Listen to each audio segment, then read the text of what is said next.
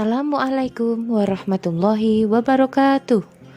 Anak-anak, berjumpa kembali dengan Ustazah Hani di pelajaran Sejarah Kebudayaan Islam. Kali ini kita masih tetap di bab 1. Namun kali ini kita ke pertemuan yang ketiga. Sebelum memulai pelajaran, maka persiapkan diri kalian dulu. Siapkan alat tulisnya. Kemudian marilah kita mulai pelajaran kali ini dengan membaca basmalah bersama-sama. Bismillahirrahmanirrahim.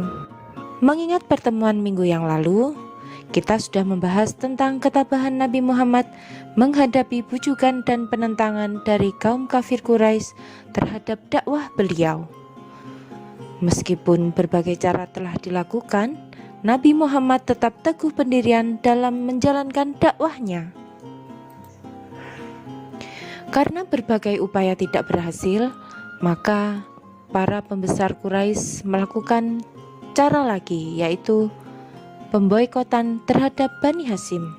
Pemboikotan dengan cara para pemuka Quraisy membuat pengumuman yang digantung di dinding Ka'bah.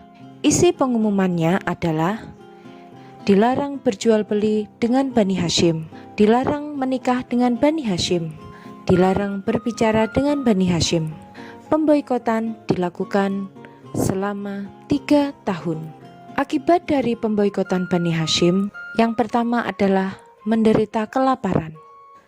Anak-anak menangis karena tidak bisa pergi kemana-mana, tidak bisa bermain dengan bebas, karena tempat tinggal mereka yaitu di Syi'ib Abu Thalib dijaga, dikelilingi dinding batu yang tinggi dan tidak dapat dipanjat, sehingga mereka terkurung di dalam lingkungan tersebut. Di Amul Husni artinya adalah tahun kesedihan, meninggallah paman Nabi Muhammad yaitu Abu Thalib. Dan selang beberapa hari kemudian meninggallah istri beliau yaitu Siti Khadijah yang sangat dicintainya.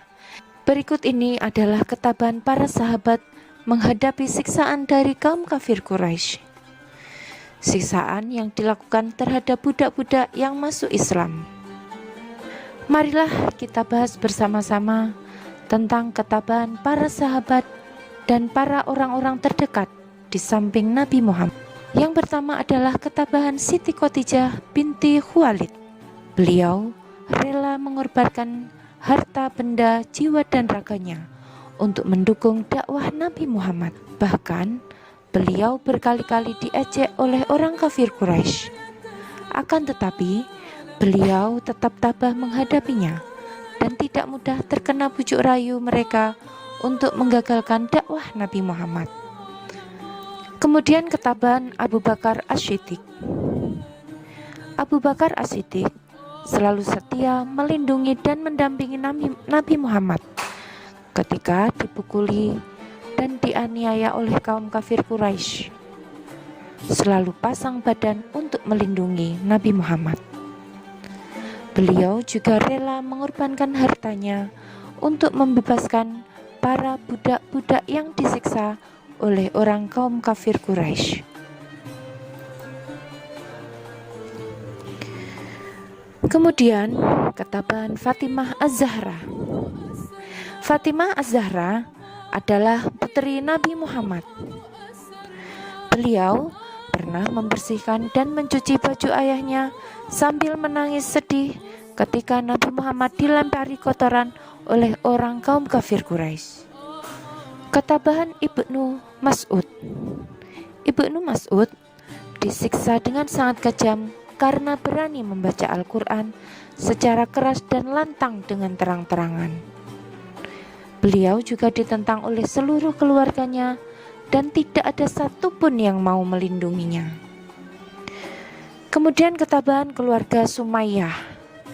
Kisah keluarga Sumayyah sangat terkenal di ajaran agama Islam. Arqam bin Abil Arqam adalah sahabat Nabi yang rumahnya dipakai Nabi Muhammad untuk berdakwah secara sembunyi-sembunyi. Arqam bin Abil Arqam sering diejek dan diolok-olok, juga dicaci maki, dihina, dibujuk untuk keluar dari agama Islam. Namun, beliau tetap teguh pendirian sampai mengikuti Nabi Muhammad ke Madinah. Ketabahan Bilal bin Rabah. Bilal adalah budak dari Umayyah bin Khalaf. Bilal disiksa dengan sangat kejam, dijemur dan ditindih memakai batu yang besar di tengah terik matahari supaya Bilal mau meninggalkan keyakinannya memeluk agama Islam.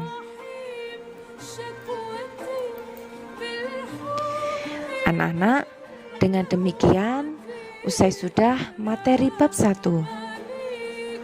Tugas untuk hari ini adalah membaca buku cetak halaman 1 sampai halaman 13. Jangan pernah malas membaca ya.